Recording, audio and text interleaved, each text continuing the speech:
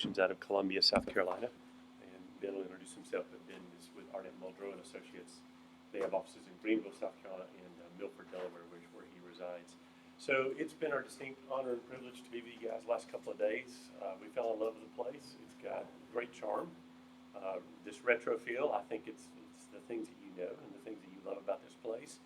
Just by way of quick reminder, the Main Street approach to downtown economic development is built upon historic preservation in four main points: design, organization, promotions, and economic vitality. And these four things have to work in concert with each other. Design means the place has to look good and function well in order for people to have confidence to come. Organization, the public sector and the private sector and the faith-based community all have to work together to make it happen. That you can't rely on just the city or just the private sector to do it anymore. We need both. Promotions of the activities and events that reacquaint people with this place and why they love it. And economic vitality is finding the proper uses in the proper places in your downtown. So as pertains to design, I'm going to address the design and planning recommendations with a little bit of help from Ben towards the end, and then Ben's going to address the branding and promotions recommendations. Some of these things we talked about last night, so I'm just going to reinforce them, but I'm going to do it briefly since a lot of you heard them last night. The first recommendation is to introduce vibrancy amenities in the downtown. And the reason for this is quite simple. It affords us relatively less expensive introductions of color and interactivity into the downtown to promote this concept that we call downtown stickiness. This whole concept of people having things to do when they come downtown, whether it was the giant Jenga, the cornhole, the bocce, in this case the miniature golf courses, and these installations in the streetscape such as couches and benches, and interactivity, and color and sculpture. Just relatively inexpensive gestures that can introduce color and interest and vibrancy and interactivity in your downtown. The second thing we talked about is what can we do in the meantime? We realize, and the CEO will get an amen on this, restoring these buildings takes time and it takes a lot of money. And so what can we do in the meantime to buy some time? And we talked about some temporary vacant building treatments that could just soften the edge and the current first impression that some of the vacancies create. Whether it's putting art in the windows, wraps that include historic nostalgic images from your past, or even community pride building posters about the people who live here and why they love it. And then thirdly, now once we've bought some time and we've built momentum in the community, now we can turn our attention to some of these buildings and these facades. And what are some of the treatments that we can do to put these priceless, treasures their best foot forward? Because again, this is the one thing that distinguishes you from other communities anywhere else on the planet. It's the assemblage of your buildings and their configuration and their design style and period that again don't exist anywhere else. So I'm going to look at three buildings, and Ben added a fourth one. This is, I refer to it as Hilltop because of the sign that's on there. Home of the Great Cod. Thank you, Hillside. That's what did you say? Home of the what? They used to be. They used to serve this cod. Okay. Like this. Very good. People drove from everywhere to go there for the cod. Cool. So obviously the current condition, we need to put a better face on this building. And so in the first gesture, I'm just going to simply show kind of what I would call the interim treatments just to get the building prepared, stabilized, weatherized, and looking better. And so we're going to remove the old sign and go with a painted sign within the gable itself. And then we're going to play up this whole green and white that was kind of a part of the building both currently and in the past. And I kind of like the fact, since the name is Hillside, let this wainscot, instead of following the grade, let's let it go level across the building so you can see just how much topographical change there is right here on the Hillside building.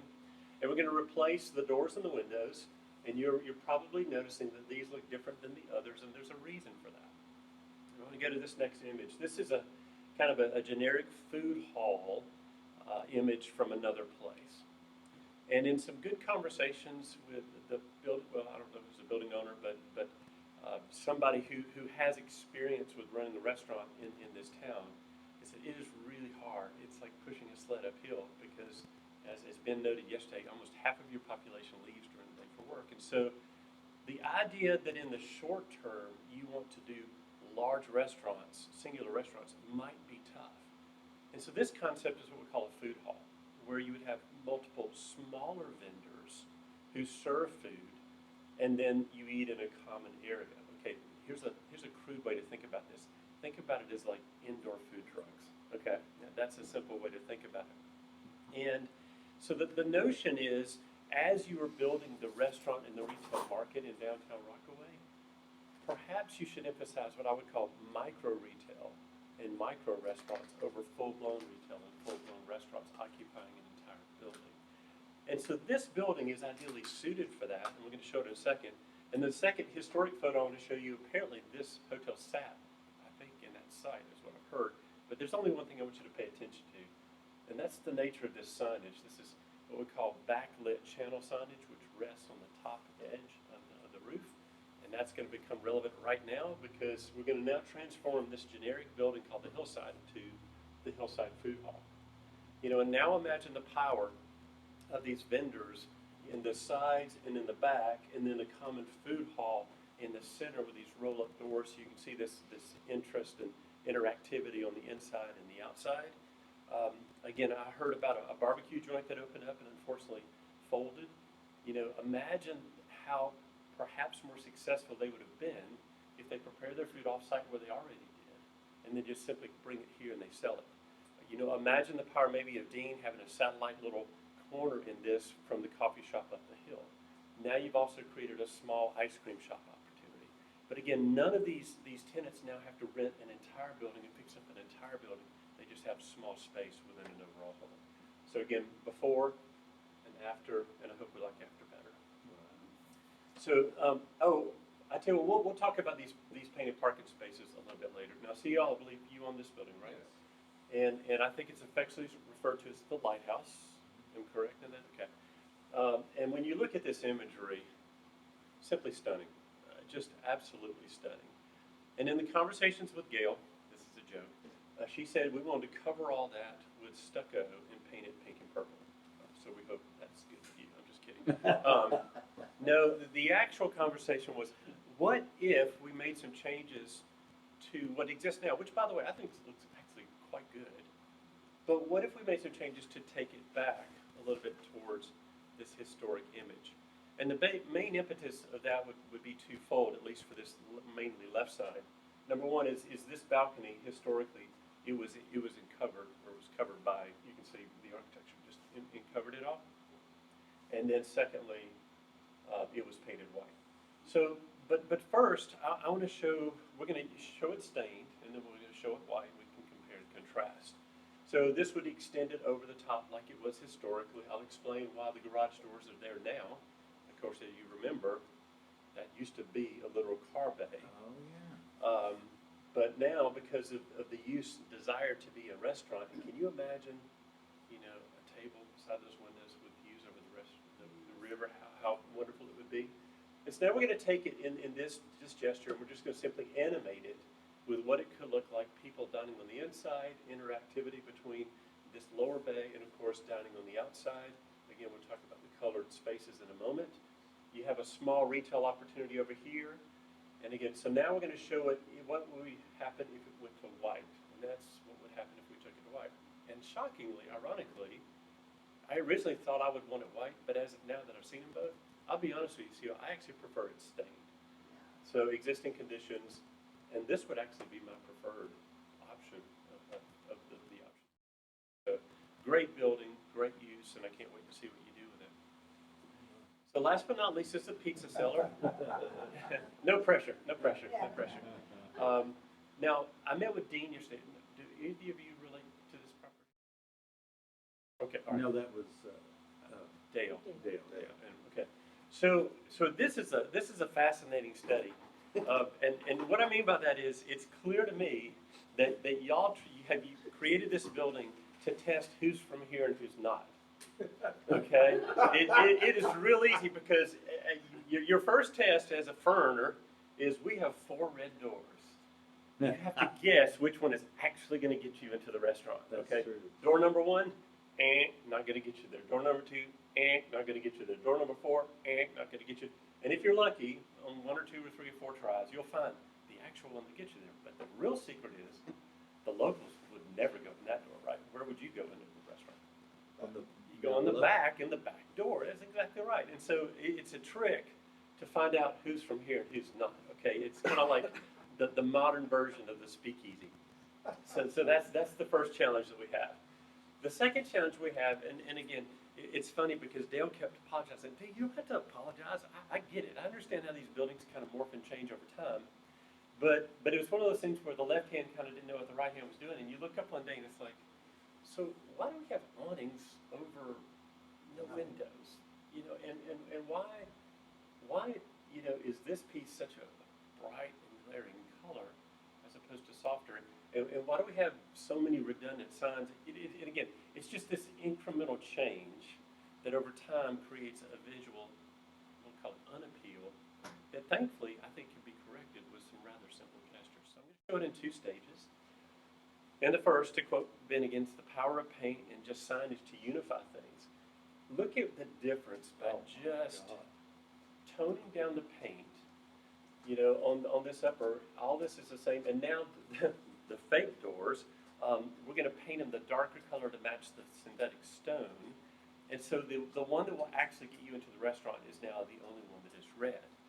Now the reason these are different is for the same reason of the food hall and the previous, is because this is a wonderful space that can either function independently from the restaurant and the cellar down below, kind of a small venue space, or it can function as overflow from there with a dumbwaiter to bring the food up into this room. And of course, in good weather, you can open it up in indoor-outdoor activity. But to me, the big opportunity is here is this space right here. And the moment I saw this building, I'm like, why are people not dining up on that roof with these amazing views to the river? And so that's the power of this second gesture. Let's take care of it with paint and everything, and then let's create these opportunities on the inside and the outside. I mean, can you imagine? And all of a sudden, you know, Dale and his brother, they kind of got lucky because this piece and this piece kind of served to frame the activity that would happen inside or in between the two on top of the roof. And so again, all the way back, and it kind of takes your breath away, but these are the existing conditions, and this would be the long-term conditions. You want to talk about yours? You sure? Because you know what you were thinking. All right, I'll do it. So this is the proposed Main Street office, and it features, you know, what we call T111 siding. And Ben came up with a really wonderful signage system, which I love because it's kind of this cool sort of double entendre, you know, about both the use as well as the program. And so there's the before, and Ben did a great job with this, just really saturating the colors and drawing out the blues. And I did push him a bit about should we have brought out some detail, and he convinced me, and I agree with him, that there was so little sort of architectural detail that by just creating this sort of neutral palette with these bold colors, it really, really works. Yeah, again, don't underestimate the power of insertions of green and landscaping, and of course, good signage. But again, before and after, really well done, Ben. Oh, hey, Gail, how are you? I just showed CL the purple and pink building you suggested for the lighthouse. Oh, did you show me that? Yeah, it was really good. So we'll show it to you afterwards. So lastly is the streetscapes. And again, these streetscapes, again, for those who don't know what a streetscape is, it means it's everything between a building and another building. It's the roadways and the sidewalks. It's that aspect of our city. And as I noted last night in the training, our streets and roadways in our towns take up between 25 and 35% of the land area in the downtown. And so if you get those right, you can solve between a quarter and a third of all your planning problems. This, of course, is just an aerial photograph of your downtown. The river's down here. I refer to this as Main Street. I know it has a different name or a number. And eventually, one of the things that we're going to draw your attention to are these real important touch points where the roads come down the hill and they intersect with this Main Street. And we're going to talk about this notion or this concept of Main Street moments. But here's just kind of a figure ground relationship just to see the buildings that face it and the strong edge that they create. And again, I'm just a massive fan of this racetrack. Y'all got to restore it at all costs. And then Ben just identified infill opportunities going forward. You know, as your market builds up, these are some opportune. By infill, we mean new construction in an existing context. But by way of a really quick recap, the four main principles about the streetscape, from my perspective, are number one, the tree canopy. The introduction of that shade and color is imperative both for environmental reasons, but also for pedestrian comfort reasons. The corners, you know, these are those opportunities where you're probably going to slow down if you're a motorist, I hope, and you're definitely going to come to a decision point as a pedestrian. The crosswalks create these opportunities for color, for texture, to both slow the motorist down as well as to provide pedestrian safety. And then the creature comforts that just make it an enjoyable walk. It's the benches and all the things that transform just walking down a sidewalk to really enjoy the uniqueness of a place. And when you put them all together, and again, I showed you this shot last night from Mount Holly, North Carolina. Just think about what you're seeing right now from the standpoint of either a motorist or a pedestrian. You know, as a motorist, I just intuitively know I need to slow down here, just because of the presence of tight corners, the trees, the crosswalks, the emblems in the intersection. And then as a pedestrian, I feel very comfortable in this environment. There's a sense of enclosure. I know that if I walk in this crosswalk, there's going to be a high contrast between me and the color of the roadway. And so again, I felt safe. And so now I just want you to kind of freeze that image sort of kind of in your mind as we begin to superimpose this over your downtown. Ben and I had the privilege of doing the downtown master plan in Seaford, Delaware. And as I told you yesterday, Rex, y'all remind me a lot of them because their main street, called High Street, is about a block off of their river. And you can see they also had these cross streets that terminated into or either crossed that main street, but they almost all came down to a dead end before you got to the bluff and the river, i.e. just like here. And so what we realized is you came down those hills, they become these really important places that you need to highlight in the life of your town for a variety of reasons. And so this would be those points in your graphic. In other words, anywhere where we put that circle, another way to think of it, every intersection, every corner, there needs to be a treatment to break up that expanse and to create those moments.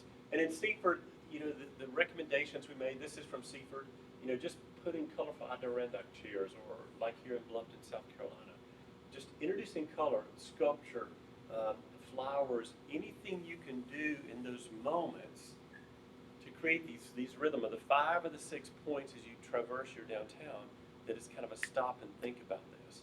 Do you want to talk about this? You want to do it? So in Ormond Beach, Florida, where Ben worked, it's a very colorful coastal community, and he just wanted to narrow the roadway, again, for pedestrian safety and what we call traffic calming, just get them to slow down.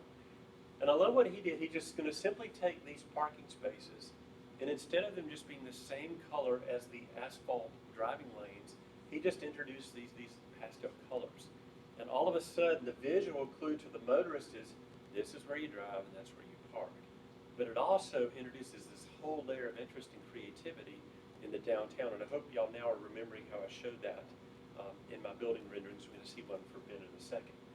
But you've got this grid, and again, this is one place where that roadway network might be able to loop around, just like it did in Seaford. And Ben, you want to talk about this? It's yours? Okay, all right. So Ben did me a solid and did a rendering of this streetscape showing, now again, these are going to be illustrative. In other words, they're not photo renderings in a way, but it's just an illustration of the power of these moments in your streetscape. And just imagine that just kind of be breaking up the rhythm of the place. Now, we don't want to put too many trees on the riverside and block views. And that's why we're just going to frame, you know, at each of these locations, just frame one each side. So as you come down the hill, you would still see above the tree when you're up high. And when you get low, you'd see underneath the canopy and frame. And not only do we feel like this is a Main Street moment and a pause moment, one of the big things for the young crowd today are Instagram moments. You know, this might be the place where you put the cutout or you put the frame and everybody takes the photo. And again, you get Rockaway Beach in the background. And so that's another powerful thing. You'll notice something over here we're going to recommend, you'll see in a second, is long term, we'd suggest you put a sidewalk on that side on this level. So it becomes sort of an esplanade. You can walk on the high side of the street, but see everything and walk over there as well. So you'd be walking the sidewalk, you'd come to a pause point, walk, pause, walk, pause. Here you can see some zoom ins of the bump outs, corners with landscaping, and at the other side, some form of sculpture, et cetera, et cetera. I mean, and although what you see is very formal, I mean, it could be a bumper car. It could, Yep. it can be fun and interactive. It doesn't have to be serious. Yeah. It's that opportunity for people to just pause and interact with the space. But another thing that you could put there, and it's too bad I didn't think to put it in my slides. Imagine walking on that side, coming to one of those moments, and you've got this interpretive plaque facing this direction, showing what used to be there. I think you could feature some of these photographs. Oh, wow, that's really cool. Or when you're facing the other, when you show that wonderful image of those ladies paddleboarding out there. I mean, that way you get the best of both worlds. You have this contemporary, currently active town, but you also see these gestures of what it used to be like. How about the boat fountain? There you go. So I want to conclude with 3 slides about my humble suggestions of an approach for everything I've shown you. And Ben's going to do the same for his. There is an art to receiving help. Okay, Ben and I have done a lot of disaster recovery planning, particularly on the Mississippi Gulf Coast after Hurricane Katrina, and then up in the northeastern Vermont after Tropical Storm Irene or Sandy. And what we found is oftentimes people show up with aid, and if the community doesn't know how to receive the aid, it's kind of a moot point. You guys have got this unique situation here where you've got now a very active and engaged elected officials and community leadership. You've got a citizenry and a populace who are passionate about this place. You've got a faith-based community that's just doing amazing things to transform this community from the inside out. As a result, they are receiving people all the time. Churches and other groups, Boy Scout troops who are coming here willing to help. And so you need to have your ducks in a row. When these groups show up, what should they do? And so in the town, and I told y'all before, I'm both an architect and a part-time pastor, so I understand what Jonathan's doing up there like nobody's business, because in this town of Allendale, South Carolina, the poorest town in the poorest community, I've been helping them implement a master plan there as well. And so I said there's 2 documents that we must create. And the first is this master task list. And we just, in the steering committee, which would be you guys, we just come up with this comprehensive list. And of course, Ben and I just added a ton to your list. These are all the things that we need and we want to do eventually in our downtown and the community as a whole. So that when somebody shows up, here's the list, what do you guys want to tackle? And there's something for everybody. Somebody cares about painting or construction or whatever. You can slot them. The second thing is then you take that list and you create what I call the donorship or the sponsorship list. A lot of people, if you just show up at the business and say, hey, how about making a donation? It's like, nah, sorry about that. Or they may just give you a small amount of money. If you take the list of them and say, this is what we need, which of these do you want to do? For me as a business owner, I will give if I know what I'm giving to. I may not just give generically, but I will give towards a specific thing. And so having those 2 documents would really help you moving forward. I'm not going to mention all of these, just the short highlight. If I was to prioritize what I've shown you in terms of kind of an initial starting point for that list, cleaning up the riverside, those vibrancy amenities, yes, start them down on the riverside, but don't forget to put some up here on the high side as well, okay? And then the sidewalks on the other side so that we touch all of those moments and those crosswalks, those intersections in your downtown. Paint and stain those parking stalls and those colors, the vacant building treatments, and then eventually we're going to get around to the facades. So in conclusion, 2 stages. The first is, first of all, in the short term, focus on those first impressions. How can we make sure the place gives a very positive first impression at the gateways, at those Main Street moments, and those vibrancy moments? In the near to long term, then let's focus on our buildings. And again, I would say in the near term, those buildings should occupy micro retail and micro restaurants as opposed to big. Eventually let the love from downtown spread to the other parts of the community. So those are my primary design recommendations as well as some sequencing recommendations. And now Ben's going to talk about that from the perspective of promotions and marketing and branding. Awesome. Well, that's pretty good, right? Pretty good start to the morning. So with the marketing and kind of the storytelling, one of the first things I like to do is look at what exists. And as I looked around, there just wasn't a lot. There weren't a lot of active tools right now to tell the Rockaway Beach story. And honestly, that didn't surprise me. You are a community that served as a very active and vibrant resort community, and then you saw that economy change. And honestly, communities have self-esteems.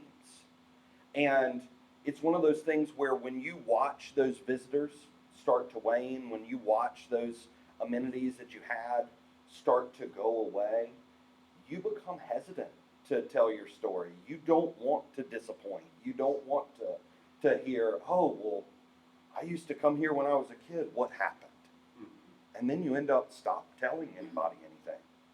And then you're left with just a few things. I mean, we've got both the very aggressive rainbow trout and the very aggressive eagle that you have down at City Hall. But one of the things that we wanted to introduce was we wanted to introduce a communication system.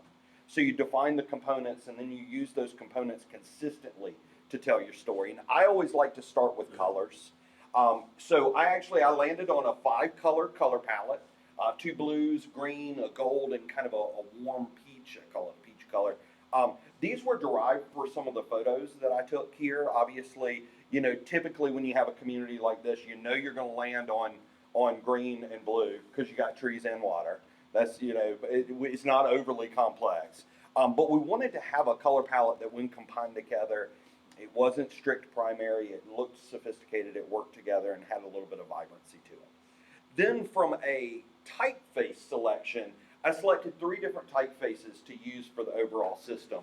I knew that I wanted something that was truly, truly specific for you all with the name Rockaway. And I typically don't use a lot of script typefaces. Scripts are not easy to read. The legibility is not the best.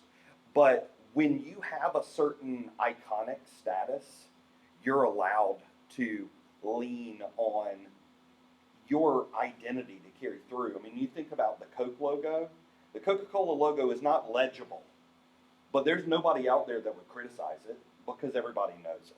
So I selected something that really worked well for the name Rockaway for your primary. The secondary is a nice, thick, rounded sans serif. It's very approachable, very expandable. And then I selected kind of what's called a slab serif support typeface. But when those start to come together, what we start to see is something that looks like this. It's like, okay, it feels like it harkens back to a heyday, but at the same time, it's not old. It's not ye olde. It's not trapped in the past. But when you bring all that together and you start to think about the colors and the typeface and then the overall approach to graphics and message, it really landed me on what I think is kind of a simple phrase, where the Ozarks exhale. You all provide this opportunity to have an experience that is different. And I was nervous because one of the things that I don't want you to try to do is compete with Branson. You used to be a resort. That dynamic has changed over time, and you have witnessed Branson go from one thing to something completely different. And it's easy to sit there and try to replicate that success on a smaller scale. Well, they have music venues. We need a music venue. Well, do you? What do you provide? You provide a place for people to live. You have many residents who live here and leave to go to work. You provide the opportunity to have a different experience to a vacationer who comes and it's like, oh my God, I'm in the mountains and I'm also at the Titanic. I need to get away to a place that feels normal for just a second. You know, like that's a great niche to fill. You provide this opportunity to be the place that people retreat to, whether they're retreating for spiritual reasons or outdoors or just family get-together. So it gives you that opportunity to really kind of understand that both to a visitor and to a resident, we can provide a value set that fits right alongside what we've always been. Once you start there, you start to look at this overall brand system, and with the system, you've got an expandability to it. We've created several different variations so that you always have the orientation that you need to tell your story. We've got complex versions, more simplified versions, one-color versions. But again, this is for the community. This is telling the community's story, but at the same time, we're also introducing this new organization and Main Street, and we want Main Street to be the way that people can be part of the revitalization, so that people can become part of the momentum. So we created a slight variation for the Main Street organization. We're adopting the 4 colors, talking about the 4 points, bringing in that signature 3 bulb light post that you have, and now that can kind of become representative of not the place, but people doing things, people making progress. When you go through and make volunteer shirts, you can feature that kind of stuff. You know, designing cards for all your board members so they can literally hand sign it, and as they're doing things, they're just handing this out and saying, hey, yeah, I'm part of this new group making things happen. Taking those branding components and taking them out into your events, so things like Christmas Island, things like 4th of July, you can start to see this simple brand system becomes very expandable. Having components that help to create entire lines of merchandising. Now, you don't want to put all of your personality in a fish, but you do want people that are coming here to fish to be able to buy products that have that stuff on it. So, you know, by taking this approach of adopting more of the kind of word type standpoint, we've got a lot of expandability, going through and creating merchandise that people want, tying back into your nostalgia and finding things that you're reproducing so that people can carry that nostalgia with them. These are all vintage graphics that I'm finding and able to reproduce. This is something I always talk about, the idea of brand co-oping. I've got 5 kids, the oldest is 16, and I remember she came and asked me if she could have a Swell bottle. She asked me kind of like, hey, will you buy me a car? Didn't really understand why it was such a big deal until I went to buy the $45 water bottle. Apparently this actually has fairies in it that magically keep your liquids hot and cold. So, you know, the thing is, typically when we try to create merchandise, the first thing that we do is try to find the cheapest product. And then we put our brand on it. Brand co-oping is the idea that in certain situations, it makes a lot of sense for you to take a brand that already has value and then siphon some of that value from them and apply it to you. So if you're trying to position yourself as an outdoor recreation center, you might take a Patagonia vest and put your logo next to it, transferring the quality of one to another. So being really mindful of how you build that message back up, creating things that are simple and clean and things that people want to buy, and making these tools available to your organizations and your business community so they can profit from it. For some reason, we've villainized profit. We want you to make money in Rockaway Beach. You know, we want this to be a place that people can exist and thrive. So you can just see, like, this creates a lot of different opportunities for growth and expansion.